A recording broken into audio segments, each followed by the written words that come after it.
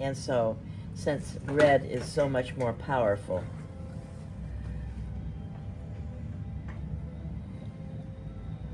it will sort of depend upon what you're painting, but you don't worry about it. You just do a sort of, and then you can modify it later, because it's very easy to modify it.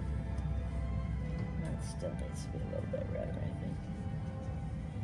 So I'm going to say pretty hot orange.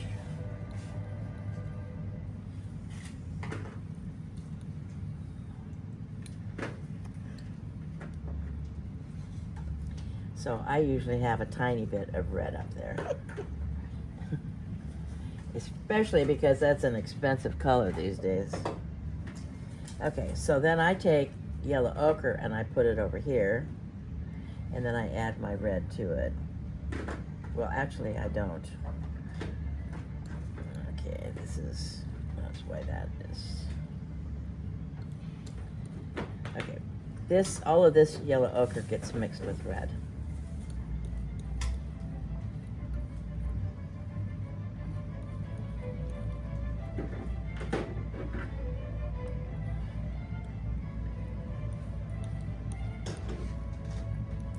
And you're going to get kind of, it's hard to explain this color exactly. I say kind of a pumpkin type of a color. And I have a colored sheet that should be in his stuff. And that is, if you mix it exactly like that, then it will be accurate. Okay, and you'll have to wait until you start adding white to things. Oh my. Okay, so I'm going to scoot this red over because this is why I say I put ochre here, yellow here, and I put red in the middle. And then there's plenty of room for just the mixes. Otherwise this is encroaching. There. Now she has plenty of room for all of her good red. Now, with this color, I do something different than I used to. And that is, and I have to wait to see what I have there. And I'm going to say, I put just a little bit of red there. And I'm going to, a little bit of pink. And then I'm going to add more red up here. And that's because I found that I like to have more of a red-green mix in my really deep shadow areas. Because this mix, we use 3 different ways. We use it when we add white to it. It's our middle value, our warm middle value. And I use it to mix with this mixture over here to make my shadow colors. And then I move it over here also. So we have quite a little bit of that made up. Okay, so there's about a pea-sized amount of burnt sienna there. Maybe not even that. And then I will take my green and add to it. Would you say that's equal parts green and burnt sienna? You know something? I would say that if everybody had the same amount, the same kind of burnt sienna and green. Okay. But all of the brands are so different these days. So what you want to do is, you see how that's kind of an army green looking color? Yeah. Okay, so the idea is this has to be a little on the cool side, because I'm going to use it to gray down my other colors, which is why I put a lot more red there. Okay, so that's just about perfect, I think. And you won't know exactly until you add white to it. But you want it to be, well, is this about the same value as the gray sheets are? Yes. Okay, you want to be, at some point in time, this is a mid-tone. That's why we have it here.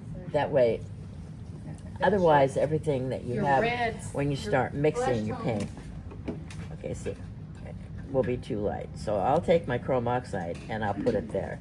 But you see, the reason I don't do all of that ahead of time is because otherwise you'll put too much, and you'll have too much red. Some people will.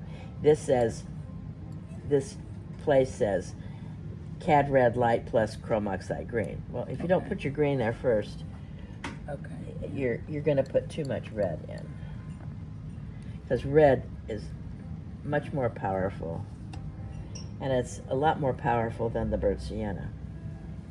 Now, my first mix of this, I want to be either that color or it can be a little warmer.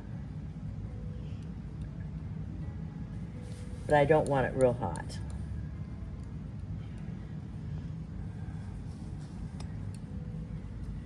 But what I will start out with is a color because the burnt sienna is a shade of red orange. The cad red light is a red orange. So chrome oxide is a blue green. So we're doing complementary colors here. Okay, see how that's a little warmer? Yes. That's okay. I could have it this color too. Then I'm going to take some of this. This is what I said. I'm going to take some of this. It's already made up. And I'm going to put it down here. And I'll take some. And I'll mix it together. And the reality is that I don't care if we use all of this up. Sometimes I do and sometimes I don't. Depends. Okay, that's about perfect.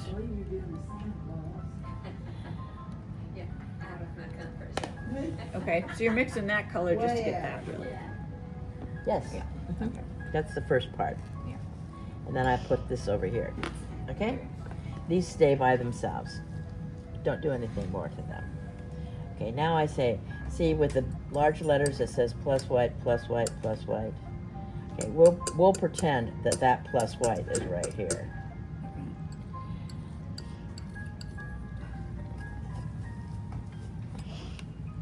White. White, white. He's working.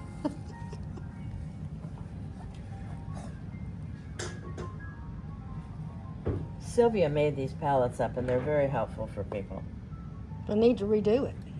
Well, I mean, little bit, Yeah, we need to but you can see the difference. Mm-hmm. Yeah, I mean that would be much easier to Mm-hmm. have that right there. And put in a star. I didn't- Mary Carole said. That doesn't have the lid on tight. Okay. Okay. So then I'll take some white and I'll put it underneath everything that says the large plus whites.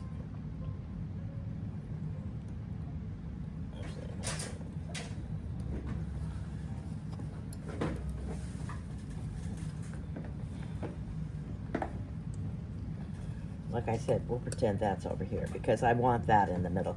Essentially what this says is this, and my husband initially did this for me, and this says to mix. It tells you what to mix, and it gives the instructions, but I need to have him redo this. Okay, then I'm going to I will always take my color and mix into my white. So we want to keep this color just the way that it is. Okay, this is going to be my lightest flesh tone. Not diggity, not too bad. And we want it kind of peachy. Now it depends upon who you're painting as to what really this looks like. But this is perfect as far as the sorta. Okay, after I mix this like this, I just come up and I kind of connect the dots. And that's just helpful. Is it necessary? No. Because I can do this with a brush later. But I like the looks of it. And so when I'm working, if I want it lighter than this, then I'll just add white to it. Okay. And if I want it cooler, yellower, I'll add a little yellow. And if I want it warmer, pinker, I'll add a little red. So darker, I will go up. Lighter, I'll add white. Cooler, yellower, warmer, pinker. So that's how I manipulate this. This is going to be my middle value. I do the same thing. I will pull this down in here. And you'll use a lot of this. And so I notice that my students are running out of this and they're not remixing the white into it. No. Well, I haven't. And so You can they're mix it pulling with up in No, too far in here. I have some place to pour. Try it. to I keep just these wanna know where to clean. it. And the reason for that is that when you Because I'd start like to say adding that your it medium to settles these, really quickly. it will dry your paint out. But if it's fresh up here, this will last for almost a week. I think last time I That went outside, this dries out over here faster. These will last a long time. Okay, that is a little on the pasty pinky side. And when I'm working, a lot of times this is what I'll do. I'll just take a little bit of my ochre and I'll put it right there. And when I'm working with a brush, I will say, because all of this is like brush mixes. Okay, so when I'm working and I find, okay, that's too pinky looking, I'll just do this. Okay. Just with a brush. I won't bother mixing Mixing it all all. the colors. Yes. And if when I start needing it darker, if I need it darker, this is what I'll do. I'll just take my brush and I'll just come up here like that. This you want to clean, because when I'm doing this, I will end up doing that. I'll use this, I'll just take my brush and I'll go like that. Sometimes I will, after you have put your paint on and you're manipulating things, a lot of times I will do this. I'll wipe it off almost part of it on my paper towel before I even start working. I'm giving you a lot of information. That's good. But I'm happy for it. okay, so that stays just about like that, and I don't add white to this at all, ever. Okay. Just this one. And then pull my dark down in here. I'm gonna get that out of the way right now. Now this I want to be really, really light down at this end. Diggity, that looks pretty good too.